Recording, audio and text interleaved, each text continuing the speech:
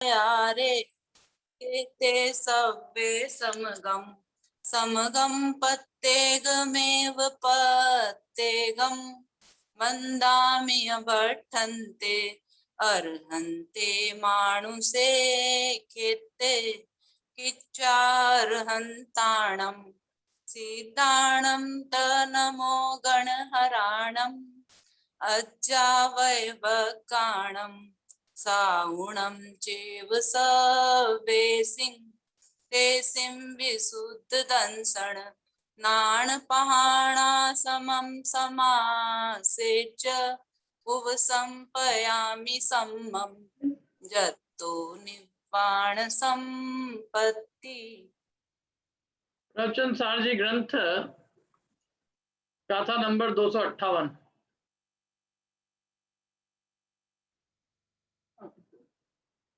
प्रवचन सारजी ग्रंथ गाथा नंबर 258 अब ऐसी श्रद्धा करवाते हैं कि कारण की विपरीतता से अविपरीत फल सिद्ध नहीं होता।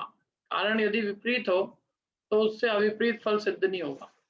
कारण क्या विपरीत है? देखो, कल अपन ने गाथा पढ़ी थी ना? नहीं पढ़ी थी अपन ने? नहीं पढ़ी थी अपन ने। देखो, गाथा नंबर 258 से स्टार्ट ही करना अपने को। क्या कह रहे हैं कि कारण यदि विपरीत होगा तो उससे फल विपरीत कैसे हो जाएगा? फल अविपरीत कैसे आ जाएगा? बताओ। बोए हैं, यदि हम उल्टा लिख के आएंगे तो उससे हमको सुलटे नंबर कैसे मिल जाएंगे? हैं? यदि हमने कारण उल्टा काम किया है तो उससे फल उल्टा कैसे, सीधा कैसे मिल जाएगा? बताओ। यदि हमने बबूल बोया है तो उससे आम कैसे लग जाएंगे? बोए बीज बबूल का, आम कहाँ से होए? क्या एक है ना कहावत, बोए पेड़ बबूल का तो आम कहाँ से होए? बबूल के पेड़ बो रहे हैं और आम कहाँ से हो जाएगा? ऐसे कारण ही विपरीत है तो फल अविपरीत कैसे होगा? ये कह रहे हैं। देखिए, बहुत बढ़िया गाथा है। जदिते विषय कसाया पावत पाव पावति परुविदावसथेसु कीते तप्पड़ी बद्धा पुरिसा निथारगा हुंती। क्या बढ़िया बात कही है। तो मैंने ही पढ़ ली है गाथा, किसी से पढ़वानी थी है। पढ़ो कौन? आज तो हमारे पूर्वी भी अभी याद कर रहे थे अभी।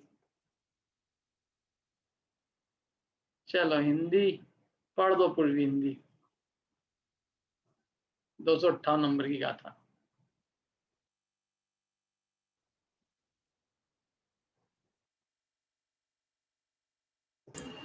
शास्त्र में ऐसा कहा कि पाप विषय कषाय है, जो पुरुष उनमें लीन वे कल्याण कारक किस तरह। हाँ बताओ, जब शास्त्रों में कहा है कि नहीं कि पाप है विषय कषाय, जो उसमें लीन है वे कल्याण कारक कैसे हो जाएंगे? तुम्हें बुद्धि में मतलब तुम्हारे माथे मतलब जिसको कहते हैं ना, बुद्धि में भाटा पड़ा है कि क्या पड़ा है? अरे जो विषयों में लीन है वो विषय तो फिर पाप का है, तो पाप में लीन तुम्हारा कल्याण कैसे कर देगा? जो कषाय में लीन है वो तुम्हारे कल्याण में कारक कैसे हो जाएगा? जो विषय कषाय में लीन है वो कल्याण कारक कैसे हो जाएगा? बताओ। है शास्त्र में विषय कषाय को पाप कहा है, तो सीधी सी बात है, जो पुरुष विषय कषाय में लीन है वे किस तरह कल्याण कारक हो सकते हैं? कषाय है मेरा संग, मेरा नाम, मेरा काम, मेरा धाम। अरे कैसी कैसी छोटी छोटी सी चीजों में उलझाए जी। मेरा फोटो लगे, मेरी तस्वीर, जहाँ मेरी तस्वीर, हर जगह मेरी तस्वीर लगनी चाहिए, अधिकार होना चाहिए, ये सब। और कषाय भयंकर में प्रमुख प्रभु हूँ। प्रभु, प्रभुत्व किसको कहते हैं मालूम है? प्रभु। आचार्य उपाध्याय साधु ऐसे पद हैं जो अनंत काल में जीव एक दो बार प्राप्त करता और मुक्ति को प्राप्त कर लेता है, अधिक से अधिक 32 बार अनंत काल में। ऐसे पद हैं ये, साक्षात मुक्ति के कारण भूत। इनमें जरा सी भी विषय कषाय को स्थान नहीं है। और वो कह रहे हैं कि जहाँ शास्त्र में विषय कषाय को पाप कहा है, तो जो जीव विषय कषाय में लीन है वे कल्याण कारक किस तरह हो सकता है? सीधी सी बात है। पिछली बात में बात कही थी ना कि जो अविदित परमत्थेषु है ना, जो कि अविदित है, माने जिन्हें क्या नहीं ज्ञात है। देखो क्या पढ़ा था अपने पिछली गाथा में, अविदित परमत्थेषु या विषय कषाय अधिकेषु पुरुषेषु, जो विषय और कषाय में अधिक है और जिनको परमार्थ का कुछ भी बोध नहीं है, ऐसे पुरुषों में दान देना, उनकी सेवा करना, वो सब कुदेव और मनुष्यों में फल फलता है। तो उसका कारण पूछा भैया, क्यों ऐसा क्यों है? अरे हम तो ये मानते हैं कि भाई वो उनके तो बस उनके यदि ये वेश है, यदि उन्होंने मतलब साधु बने हैं तो साधु हैं तो वे हमारे लिए कल्याण के कारक होंगे। तो कहते हैं नहीं, यदि वो पुरुष विषय कषाय में लीन है तो विषय कषाय में लीन पुरुषों के लिए दिया गया दान या उनके प्रति की गई सेवा वो तुम्हारा कल्याण करने वाली कैसे हो सकती है? क्योंकि विषय कषाय को तो पाप कहा है और विषय कषाय में जो पुरुष अधिक है और जिन्होंने परमार्थ वस्तु स्वरूप कुछ जाना ही नहीं है, उनको यही मालूम है, विषय कषाय मालूम है। मुझे तो आश्चर्य होता है कि इस काल में, इस पंचम काल में लोग मुक्ति की बात ना करके और किसकी अधिक प्रसिद्धि ख्याति और किसका नाम और कौन फेम फेम इन सब की बातें करते हैं। आश्चर्य मेरे को। चर्चा का विषय मतलब टीवी में प्रोग्राम आना, चैनलों पे आना और ये सब मतलब क्या है? ये सब मुक्ति के लिए आए हैं हम कि काय के लिए आए हैं? हम क्या है, हमारा उद्देश्य क्या है? हम बस बातें करते हैं किसमें मतलब विषय कषाय, हम इतना ही जानते हैं बस यही सुख है हमारे लिए, झांकीबाजी हो जाना, पंचेंद्रिय के विषय भोगों की पूर्ति हो जाना और अपना थोड़ा ख्याति पूजा और नाम हो जाना, नामवारी हो जाना। वो कह रहे हैं कि भाई साहब, यदि जो पुरुष इसमें अधिक है, विषय कषाय में अधिक है, परमार्थ वस्तु स्वरूप को नहीं जानता है, तो वो कारण विपरीत है वो। और ऐसे पुरुष के प्रति जो सेवा उपकार दान करेगा तो वो अपने आप को भी कुछ नहीं प्राप्त, मतलब वो कुदे और कु मनुष्य रूप में फलेगा। क्यों? क्योंकि विषय कषाय पाप कहे हैं, इसलिए विषय कषाय के प्रति दिया गया मतलब जो है दान, वो तुम्हारा निस्तारक कैसे हो जाएगा, तुम्हारे को तिराएगा कैसे, ये बताओ तुम। ये कह रहे हैं, समझ में आया?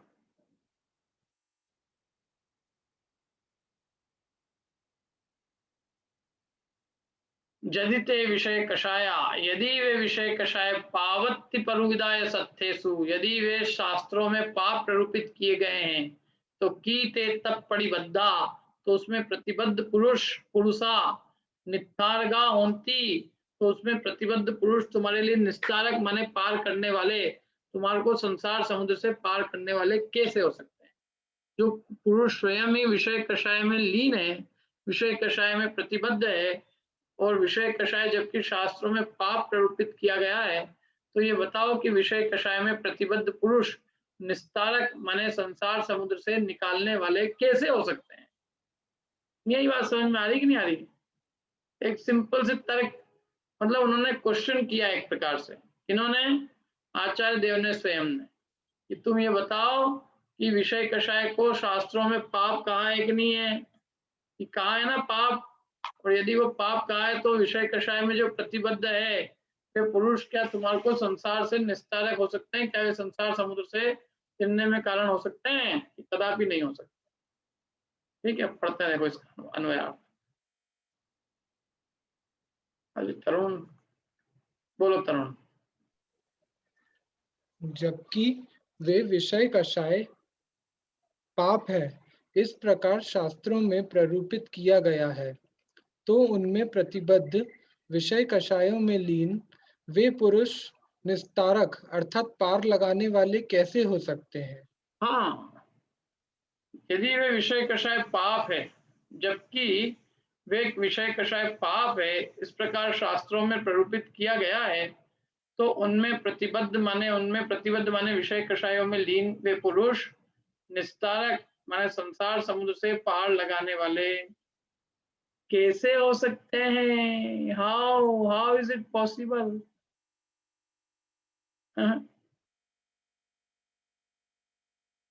प्रथम तो विषय कषाय पाप ही है, ये पक्का है कि नहीं बताओ आप लोगों को, कि इसमें कोई संदेह है? क्यों पूर्वी?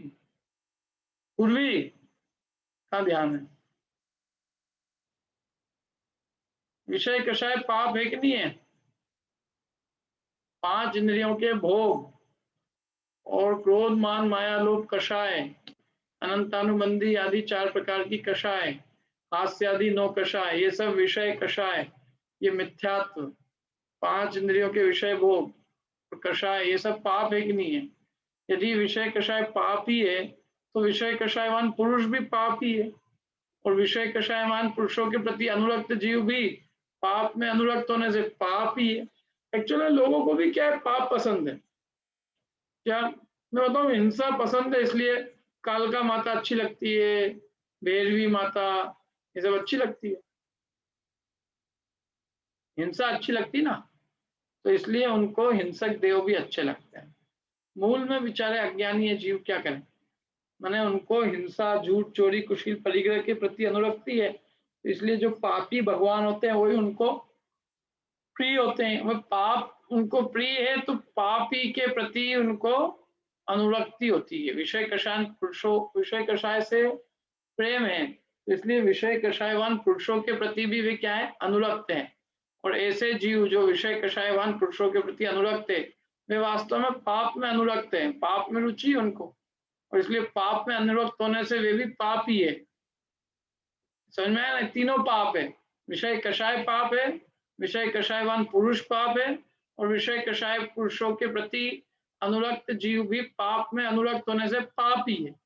3 पाप हो गए यहाँ, विषय कषाय, विषय कषायवान पुरुष, और विषय कषायवान पुरुष के प्रति अनुरक्त जीव, वो भी पाप। इसलिए विषय और कषायवान पुरुष स्वानुरक्त अपने प्रति अनुराग वाले पुरुषों को पुण्य का कारण भी नहीं होते हैं। बताओ, दारू पीने वाले से पुण्य की प्राप्ति होगी? धर्म की, मोक्ष तो बहुत दूर की बात। ऐसे विषय कषायवान मोह रूपी मदिरा को पिए हुए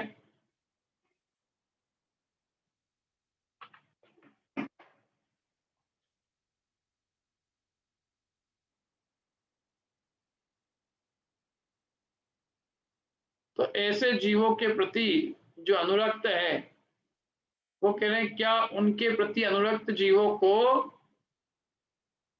पुण्य मिलेगा? बताओ, है हम पापियों के प्रति अनुरक्ति होगी तो हमें पुण्य का कारण बनेगा वो? अरे पुण्य का कारण भी हमारे लिए वे जीव बनेंगे जो स्वयं पुण्यात्मा होंगे। पापी जीव हमारे लिए पुण्य में निमित्त भी कैसे बनेंगे? बताओ, हमें किसके प्रति, हमको किसके प्रति, किसको देखकर हमारे परिणामों में विशुद्धि आएगी? जो है वीतरागी होंगे तो वीतरागी को देखकर वीतरागता के भाव होंगे। क्या कषाय के अभाववान, जो कषाय के अभाव रूप जो परमात्मा है उनको देखकर निष्कषाय बने का भाव आएगा? कि क्या जो तीव्र कषाई हैं, तीव्र कषाय रूप जिनकी मुद्रा है, उनको देखकर अपने को परिणाम विशुद्ध होंगे? क्या वे हमारे परिणाम विशुद्धि में कारण बनेंगे? हैं? बताओ, क्या कोई पापी पुरुष हमारे परिणाम विशुद्धि में कारण हो सकता है? क्या कषाई पुरुष हमारे निष्कषाय भाव का कारण हो सकता है? क्या मिथ्यात्वी जीव हमारे सम्यक का कारण हो सकता है? क्या विषयी जीव हमारे लिए वैराग्य का कारण हो सकता है, संयम का कारण हो सकता है? कैसे होएगा? तो इसलिए जो विषय कषायवान पुरुष है उनके प्रति जो अनुराग रखते हैं ना, तो वो पुरुष, उनके प्रति अनुराग वाले जो पुरुष है तो उनको भी वो पुण्य का कारण नहीं होते। माने विषय कषायवान पुरुष उनके अपने प्रति अनुराग वाले पुरुषों को, मतलब उनके भक्तों के लिए वे पुण्य का कारण भी नहीं होते। जब वे पुण्य के कारण भी नहीं है, माने उनमें अनुरक्त जीवों को देवगति भी नहीं, देवगति के लायक पुण्य भी नहीं बनता। वो देवगति लायक पुण्य के कारण भी नहीं है, तब फिर वे संसार से निस्तार के कारण तो कैसे हो सकते हैं? जब वे पुण्य के कारण नहीं है तो वे मोक्ष के कारण कैसे हो जाएंगे? हैं? संसार से निस्तार के कारण कैसे हो सकते हैं? नहीं हो सकते। इसलिए उनसे अविपरीत फल माने मोक्ष, इसलिए उनसे अविपरीत फल माने मोक्ष सिद्ध नहीं होता। अर्थात विषय कषायवान पुरुष रूप विपरीत कारण का फल अविपरीत नहीं होता। विषय कषायवान पुरुष जो है वे अविपरीत कारण है और इसलिए उनका फल अविपरीत माने मोक्ष नहीं होता, उसका फल तो विपरीत होता है। विपरीत माने पुण्य कि नहीं, पुण्य भी नहीं होता है, पाप होता है, पाप। विषय कषायवान पुरुषों के प्रति अनुराग रखने वाले जीवों को पुण्य भी नहीं बनता है। माने विषय कषाई जीव जो है अपने प्रति अनुराग रखने वाले जीवों को पुण्य के कारण भी नहीं होते। मोक्ष तो बहुत दूर की बात है और वो उसमें ही रमाते हैं। और क्या है, क्या आप देखो भोगों में रमाएंगे, सब जीव जो मिल जाएंगे इकट्ठे होके और विषय कषाय का सेवन करेंगे। बहुत जैन धर्म बहुत दुर्लभ, बहुत ही मतलब बहुत ऊंचे स्तर की वस्तु है और बहुत निष्पाप, निष्कलंक, निर्दोष सुख वाली वस्तु है। स्वाश्रित स्वाधीन सुख की चीज है, इसमें कहीं किसी पर अवलंबन का कोई स्थान नहीं है। और अन्य जितने भी लोग हैं वो स्वाश्रित सुख को जानते ही नहीं, तो वे पराधीन पर आश्रित सुख की श्रद्धा करते हैं और इसलिए उसकी श्रद्धा करने से वे विषय कषाय का ही पोषण करते हैं। परस्पर में मिलके भी वो पर द्रव्यों से सुख बुद्धि पड़ी हुई है उनकी, तो मिलकर के वे पर द्रव्यों में आपस में सुख की खोज किया करते हैं, अथवा आप मिलके पंचेंद्रिय के विषयों से सुख खोजने की बुद्धि किया करते हैं, अथवा परस्पर में कषाय बुद्धि करके मैं बड़ा ये छोटा ऐसे बड़ापन छोटेपन का व्यवहार करके और वे मतलब अपने कषायों की पुष्टि किया करते हैं। मोक्ष तो बहुत दूर की बात, आप कभी करके भी देख लेना। मैं तो कई ग्रुपों में रहा हूँ, मैं यूएस में था ना, तो हम लोगों को वहाँ बिना आलू प्याज का क्या और ये जो है शुद्ध फल फ्रूट वाला आहार खाना, ये जो है ये देते थे ना, ये इस्कॉन वाले ये देते थे। तो मेरे दोस्त लोग जाते थे, मैं तो वो खाना भी नहीं खाता था उनका, क्योंकि मेरे को तो वो भी पसंद नहीं था, मतलब उसमें वो भी शुद्धता नहीं था। मेरे मित्र लोग खूब जाते थे, जैन लोग भी जाते थे, मेरे को भी ले गए वो। क्या तो देखा उनका कि क्या है ये करते, क्या है, कुछ नहीं करते, भेले हो जाते हैं, इकट्ठे हो जाते हैं, सब इकट्ठे होके खाना पीना करना, मतलब जो है ना है अल्टीमेटली गोल समूह बढ़ाना, विषयों का पोषण करना, अपने मानाधिक कषायों की पूर्ति और वो सब चीजें हैं। मतलब कई कोई धर्म तो कुछ है ही नहीं। अच्छा क्या है, खाना मिलता है और गाना वाना थोड़ा भजन वजन होता है और बस। वो यूएस की भी जो है बहुत सारे लोग आ जाते थे, वो ओम जय है, जानते तो बेचारे कुछ है नहीं, चैंटिंग करवा लो उनसे। कॉलेज के अंदर होता है, खाने के पीछे आते थे आधे से ज्यादा लोग, खाना बना के खिला देते थे। परंतु तात्विक तत्व की बात करो तो बहुत दूर दूर तक कुछ नामो निशान नहीं। सब में कहीं भी जाके देख लो, मतलब आपको ऐसा लगता हो जो वस्तु स्वरूप यहाँ निरूपण इतनी बारीकी से अपन करते हैं और जिस निर्दोष स्वाधीन स्वाश्रित आध्यात्मिक सुख की जो इतनी गहराई से उसकी अन्वेषणा करके उसकी प्राप्ति का उपाय है, उसका शतांश भी कहीं नहीं, मालूम ही नहीं उनको करना क्या है। इकट्ठे तो हो गए, करना क्या है, तो फिर इकट्ठे होके कुछ नहीं हुआ तो एक भजन गा दिया एक ने, या भजन गा लेते हैं, वो भजन भी फिक्स है। मैंने कहा यार मेरे दोस्तों से पूछा तुम लोग बोर नहीं होते? और बोले खाना मिलता है, बोर की बात में सर, लंगर मिलता है, भी चले जाओ। खाने की कीमत इंडिया में नहीं, आप लोग लग रहा है कैसी बात कर रहे हैं, लेकिन जहाँ नहीं मिलता है ना वो जानते हैं कि खाने की भी कीमत क्या होती है।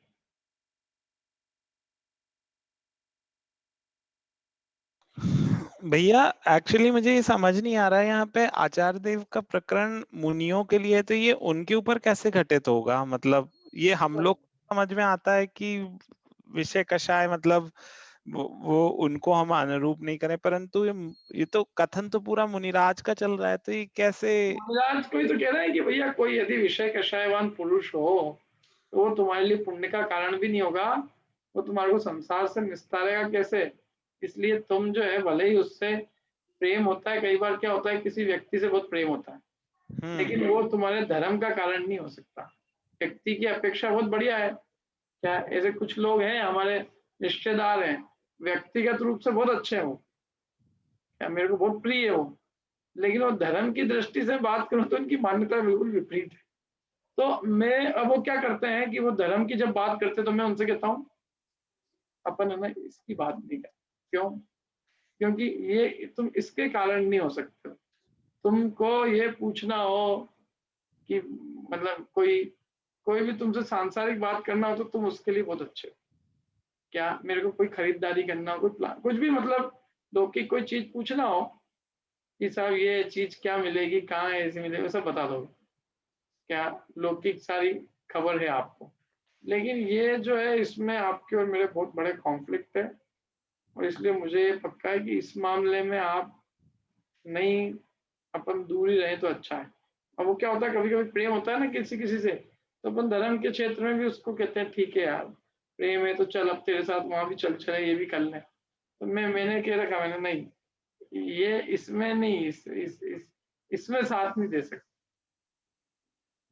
तो वो जैसे साधु संघ है, तो कितने अन्य साधु होते हैं, तो यदि कोई अन्य साधु हो और विषय कषाय में अनुरक्त विषय कषायवान हो, तो वो उसको कह रहे हैं कि तू उसकी संगति मत करना, क्योंकि तू उसकी संगति करेगा तो तेरे को वो पुण्य का कारण भी नहीं होगा, संसार का कारण तो कैसे हो सकता है। मैंने किसी आचार्य की परीक्षा कर, किसी आचार्य को चुनना हो, किसी शिक्षा देने वाले आचार्य का चयन करना हो, अथवा किसी की संगति के लिए भी हमें किसी का चयन करना हो, तो सीधी सी बात यह है कि हम ये देखें कि वो विषय कषायवान तो नहीं है। साधुओं को भी यही उपदेश है कि तुम किसी दूसरे विषय कषायवान के पास में मत जाना। अच्छा, मतलब साधु अन्य साधुओं के लिए चर्चा चल रही है, मतलब हाँ, क्योंकि एक्चुअली अन्य साधुओं को ही उपदेश दिया जा रहा है कि यदि कोई अन्य साधु कदाचित विषय कषाय में लीन हो तो वो तुम्हारे लिए पुण्य का कारण नहीं हो सकता। पुण्य का कारण नहीं हो सकता तो वो संसार समुद्र से तिरने का कारण कैसे हो सकेगा। इसलिए आगे और आगे स्पष्ट कर रहे हैं, ये पूरी बात अब संगति की चल रही है। देखो मुनि जीवन में, जैसे मुनि जीवन तो आज अपन ले लें, समझ लो मैं भी मुनि बन जाऊं, सबसे नेक्स्ट क्वेश्चन जो खड़ा होता है वही होता है कि आखिर हमारी संगति किसकी रहेगी। अपन यदि संगति अपने चाहते हैं कि संगति अच्छों की मिले, तो संगति 24 घंटे उनके साथ रहना है, तो अपन जितना धर्म ध्यान कर पा रहे हैं, जितनी भी मोक्ष मार्ग की अपनी यात्रा अपनी उससे भी घट जाए तो अपन कहेंगे, और यदि वो दूसरे कामों में लगे हुए हों, विषय कषाय में लगे हुए हों, तो वो अपन तो उनको संसार समुद्र का निस्तारक मान के कि हमारे निस्तारक आप हैं। आचार्य को व्यक्ति सब कुछ समर्पित करता है और ये मानता है कि अब यही मेरे को संसार समुद्र से तारने वाले हैं। लेकिन यदि वे स्वयं विषय कषाय में लीन है, विषय कषायवान है, तो वो कह रहे हैं कि तुमको उससे पुण्य भी नहीं मिलेगा, संसार समुद्र से तिरना तो बहुत दूर की बात है।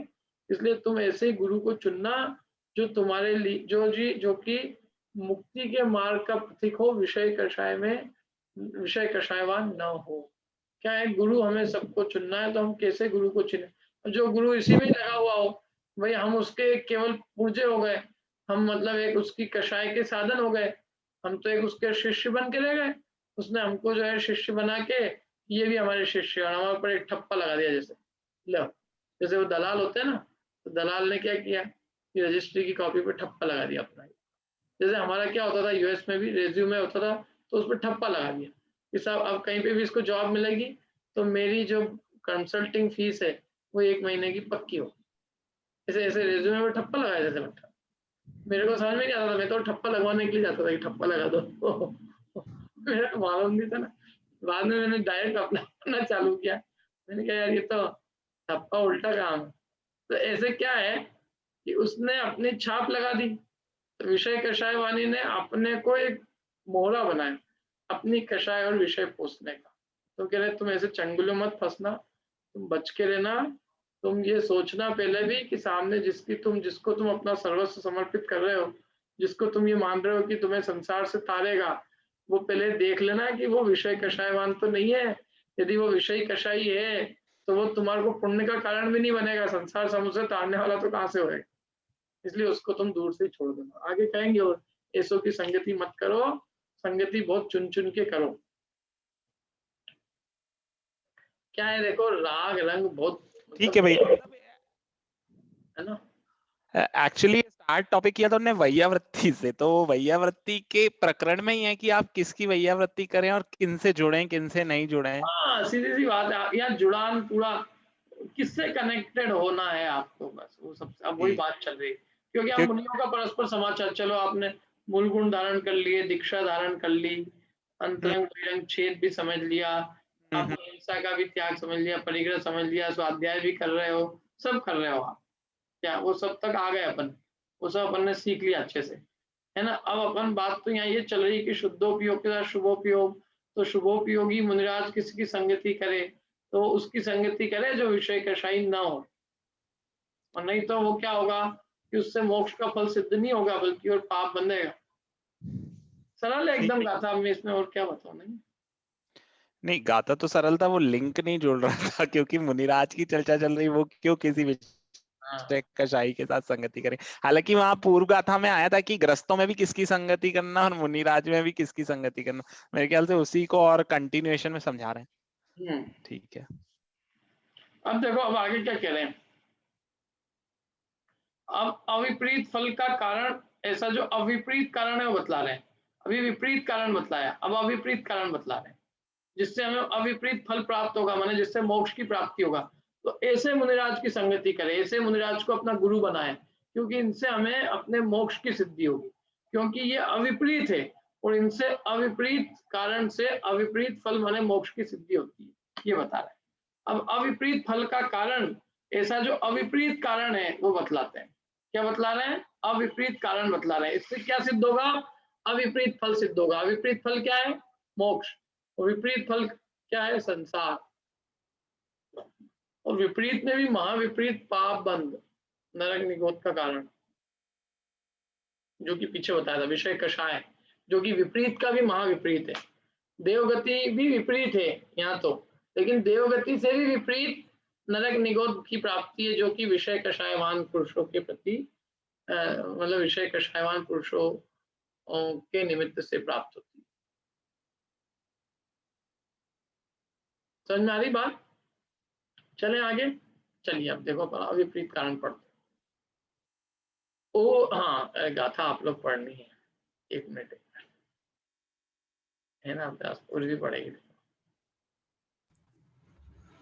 उवरद पावो पुरिसो समभावो धम्मिगेषु सर्वेषु गुण समिति दोव सेवी हवदिस भागी सुमगस।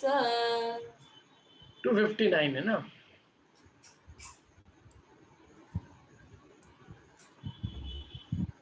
समभाव, अरे एक मिनट, ये इनको समता जी को कहा, सपना जी।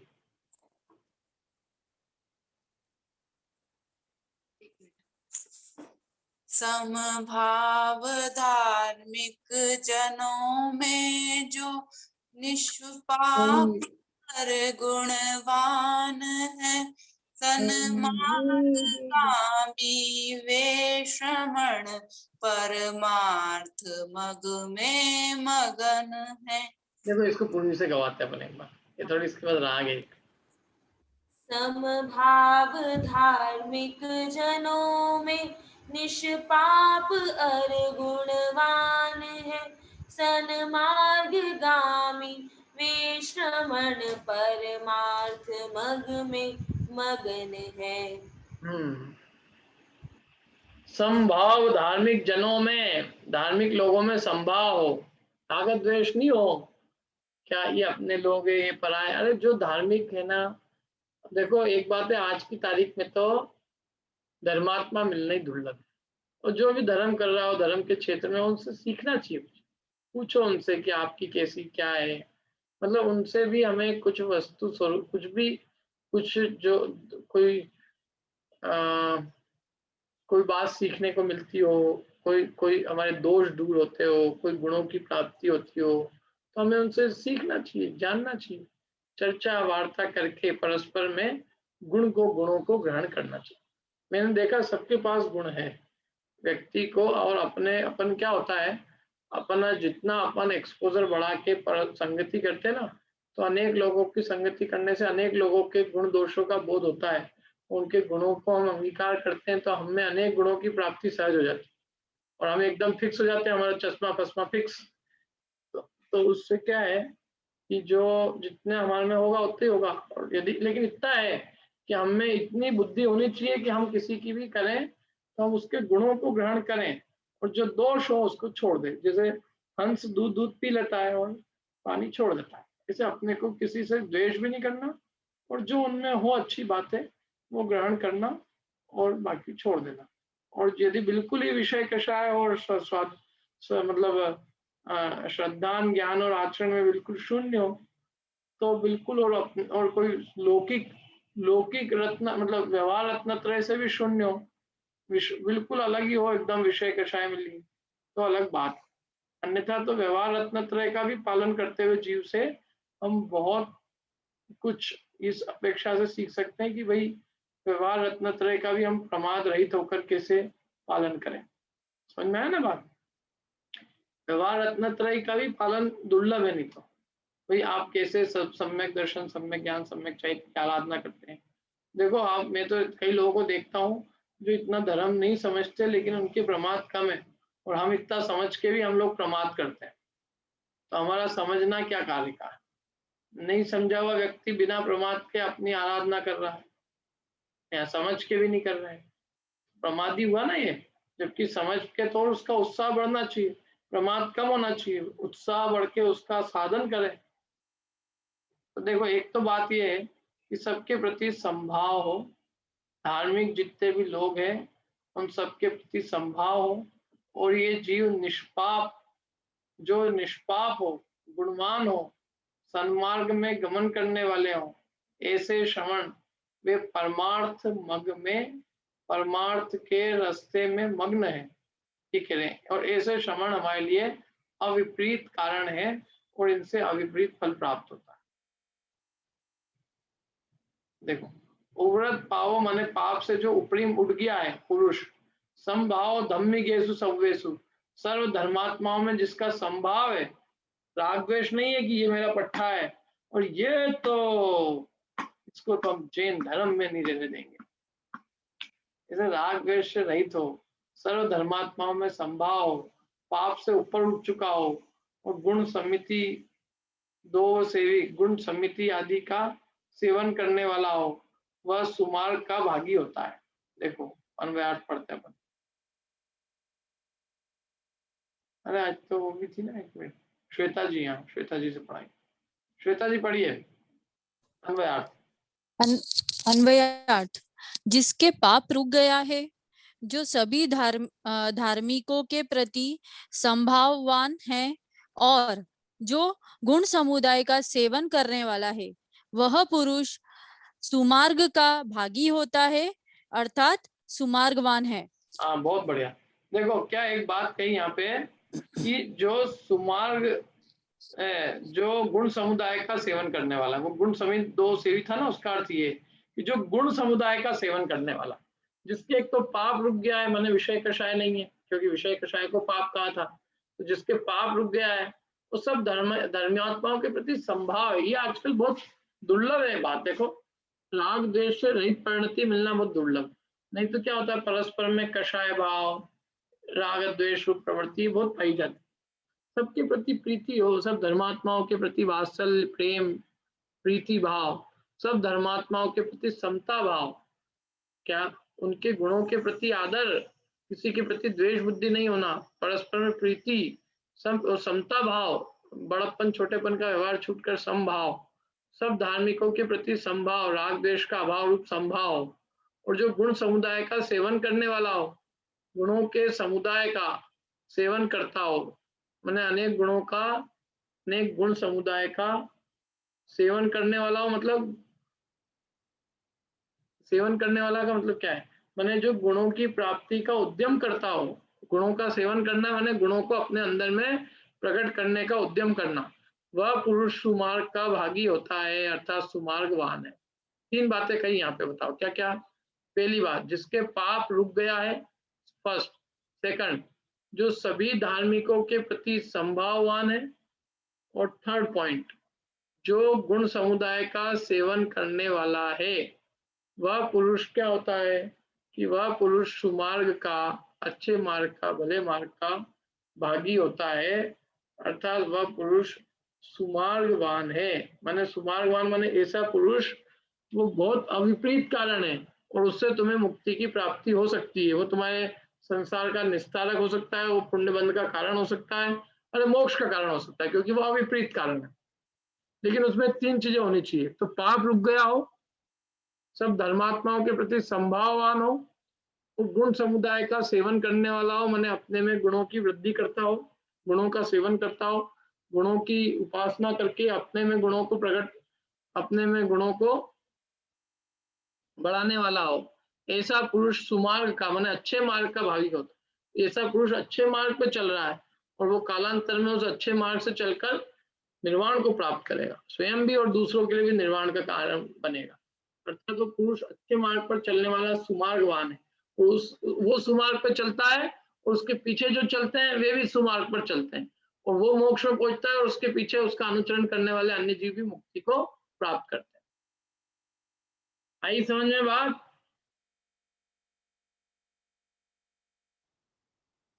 बोलिए सपना जी। गुण समुदाय का मतलब यहाँ पर रत्नत्रय से है क्या? तो रत्नत्रय है, 10 धर्म है, पंचाचार है, ये सब गुण समुदाय है ना। अब इसकी टीका देखो, 3 बातें ध्यान रखना, 4 बातें कही है यहाँ पे। जिसके पाप रुक गया है, सब धार्मिकों के प्रति संभाववान है, जो गुण समुदाय का सेवन करने वाला है, ये 3 पॉइंट जिसमें वह पुरुष सुमार्ग का, अच्छे मार्ग का भागी होता है अर्थात सुमार्गवान। तो 3 बातों से सिद्ध किया है कि कैसा पुरुष सुमार्ग का भागी होता है।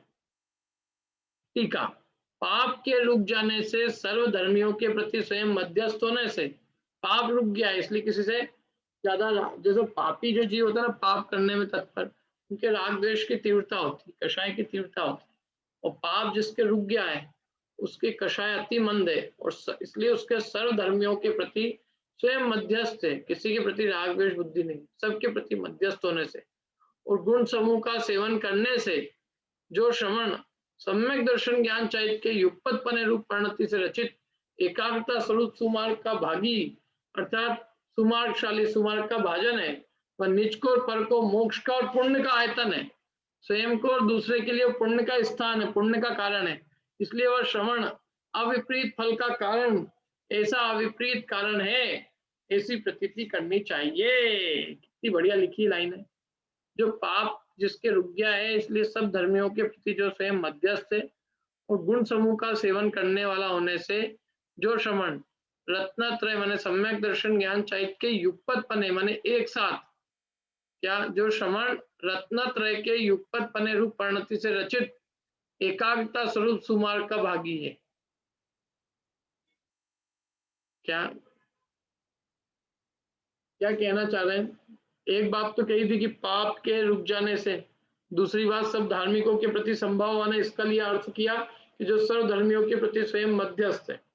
तो तीसरा गुण समुदाय का सेवन करने वाला। तो गुण समुदाय क्या है यहाँ पे? तो रत्नत्रय को ही यहाँ गुण कहा है।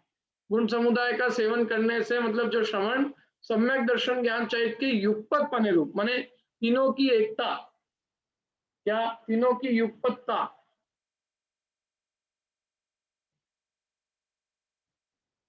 तीनों के युगपत पने रूप परिणति से रचित जो एकाग्रता स्वरूप सुमार्ग का माने 3 रूप रत्नत्रय, सम्यक दर्शन, सम्यक ज्ञान और सम्यक चारित्र।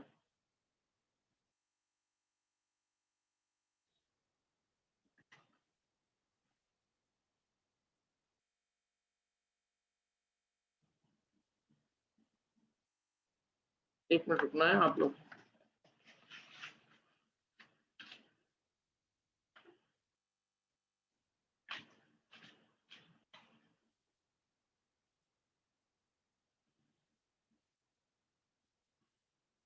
बहुत ही मुश्किल है ये आजकल।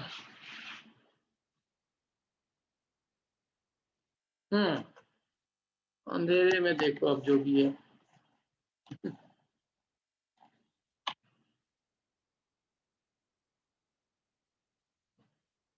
क्या कहा देखो, पाप के रुक जाने से, सर्वधर्मियों के प्रति स्वयं मध्यस्थ होने से, गुण समुदाय का सेवन करने से, मतलब रत्नत्रय का सेवन करने वाला है, सम्यक दर्शन ज्ञान चाहिए, और इन तीनों का युगपतपना, इन तीनों की युगपतपने रूप परिणति से रचित एकाग्रता रूप मोक्ष मार्ग का, एकाग्रता स्वरूप सुमार्ग का भागी।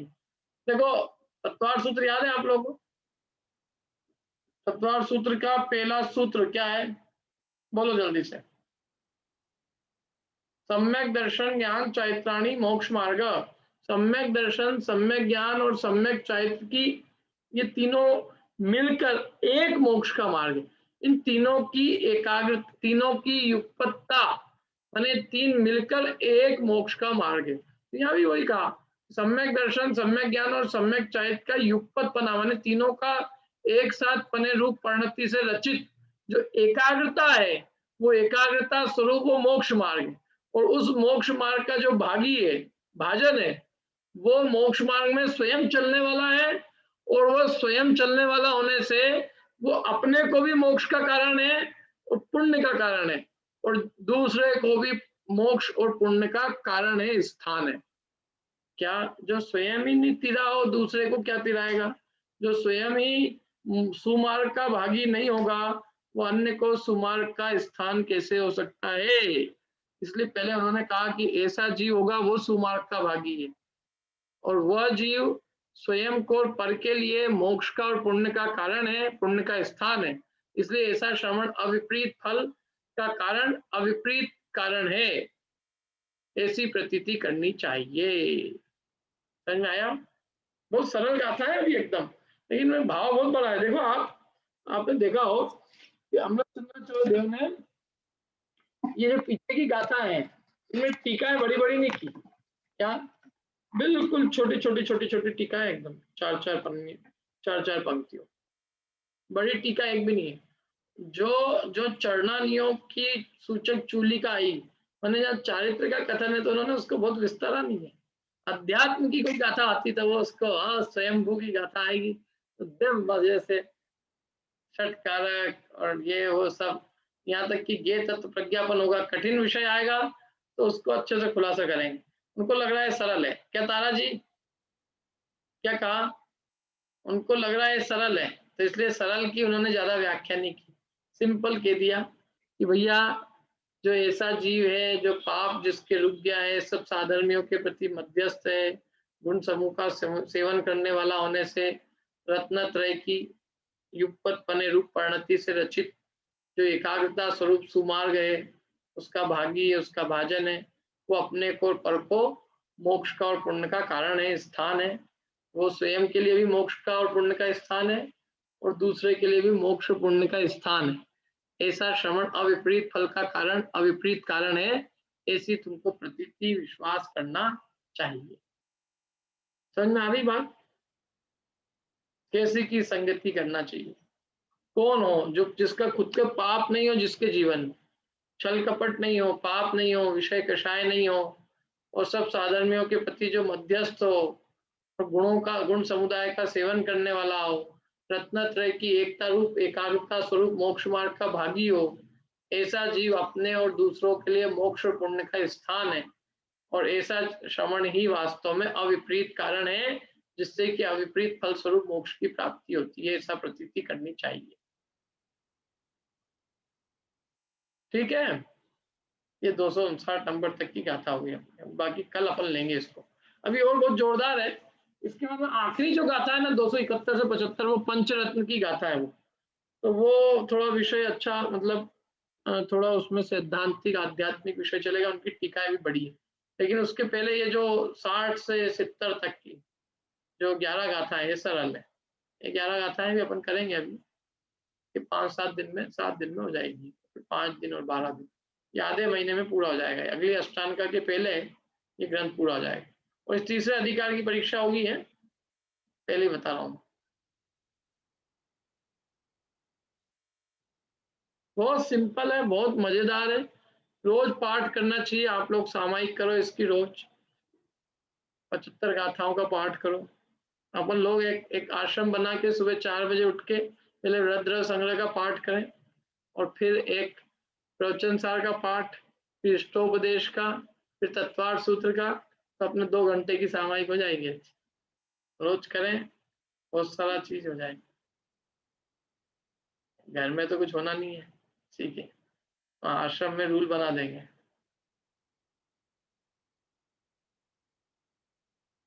सुबह 4 बजे उठो और 4 बजे उठ के पाठ करो। बोलो, पूर्वी आने को तैयार है। अरुण, तुम्हारे को तो खैर मकान बनाने लगे, सुबह 4 बजे से तुम डिजाइन देखना चालू कर रहे हैं। हाँ ज्ञानेश जी बोलिए। तो तैयार, मैं भी हूँ पंडित जी। बहुत बढ़िया, तो 2 जने तो आ गए, ज्ञानेश जी और पूर्वी। 4 बजे उठना पड़ेगा। बोलो, 4 बजे उठ के पाठ चालू। जीवम जीवम दवम, पहले पूरा रुद्र संग्रह का पाठ हिंदी कर लेंगे अपन, यदि प्राकृत आप लोगों को पसंद होता है।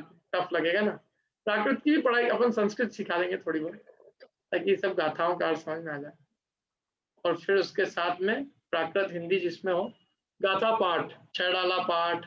देखो कितने सारे रोज ग्रंथों का पाठ करना चाहिए। मैं कहता हूँ बदल बदल के कर लो, एक दिन छेड़ाला, एक दिन रत्नकंठ शावकाचार, एक दिन तत्वार्थ सूत्र, एक दिन रुद्र संग्रह, एक दिन पुरुषार्थ सिद्धिपाय, एक दिन इष्टोपदेश, एक दिन प्रवचन सार, क्या एक दिन और कुछ आपको इसके अलावा और क्या होगा, और क्या पढ़ा है इसके अलावा अपन ने भी? तत्वार्थ सूत्र के सूत्र, और पद्मनंदी पंचदशी का तो बहुत बढ़िया है, वो नहीं हो पाएगा पूरी।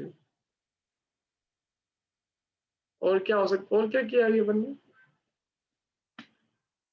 मोक्षण प्रकाशक गद्य में, इसलिए उसका रिवीजन नहीं हो सकता, संभव नहीं। क्या डाला हो ही गई अपनी।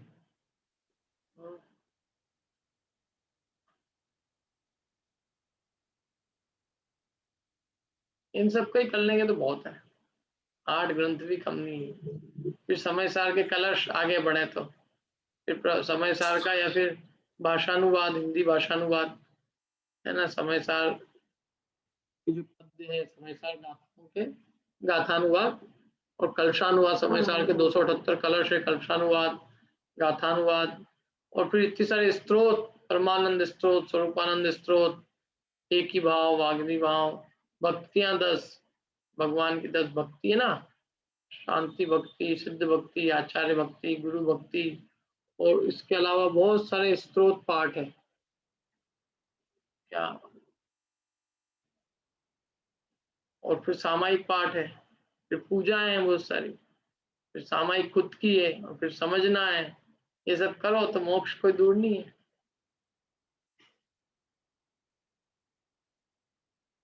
चलिए, क्या अब वो तो एक मैंने ऐसी मेरी कल्पनाएं रहती है, मैं करता रहता हूँ। मेरी बैठे बैठे क्या करूँ, मेरे को कल्पनाएं चढ़ती रहती है कि ऐसा होगा।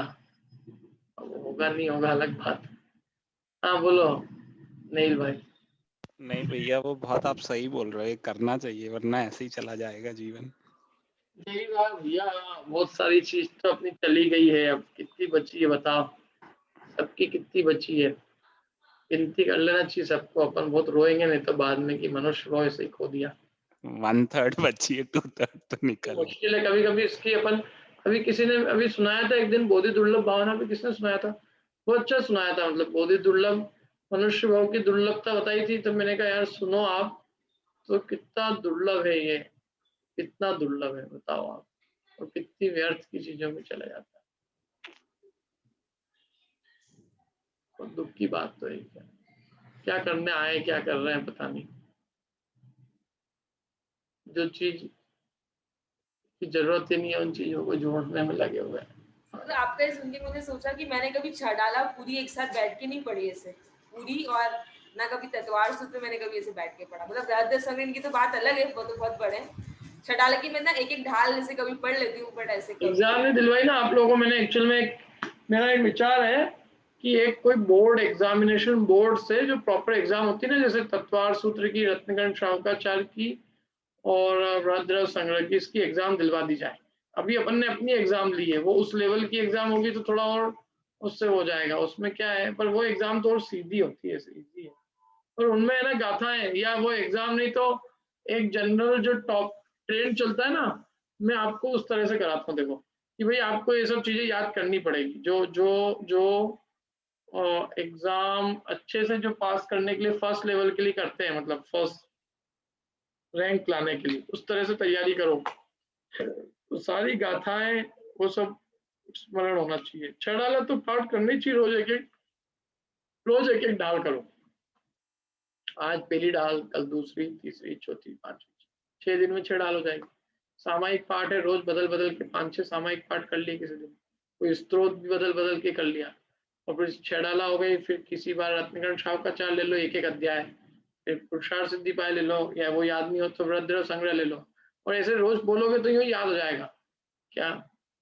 और आपको 8-10 घंटे तो आपके धर्म में यूं ही चले जाएंगे, आप जो है आपको समय नहीं मिलेगा फिर लाइफ में। करना चाहिए, पुरुषार्थ करेंगे तो ही कार्य होगा, प्रमाद से तो समय बिताने में कोई सिद्धि नहीं। हाँ बोलो भाई, नहीं और कोई कुछ बोल रहा है? नहीं, मैं वही बोल रहा था कि आपका वो बहुत अच्छा है, कब करेंगे पर पता नहीं। 4 बजे उठ के रोज पढ़ना चाहिए। सुबह रोज उठ के 4-4:30 बजे उठ के सब पाठ करने चाहिए, पाठ, गाथा पाठ, आधे घंटे, फिर भले ही आधे घंटे ही कर लें, सुबह सुबह उठ के आधे घंटे से चालू करो, 15 मिनट से चालू करो, आधे घंटे, धीरे धीरे चालू करो। मैं ये नहीं कहता हूँ सब तुम 2 घंटे करो, लेकिन स्टार्ट तो करें। अभी क्षेत्र पे जाते हैं अपन तो दिन भर लगे रहते हैं धर्म में, और यहाँ घर आते ही फिर ऐसे ही हो जाते हैं। चलिए।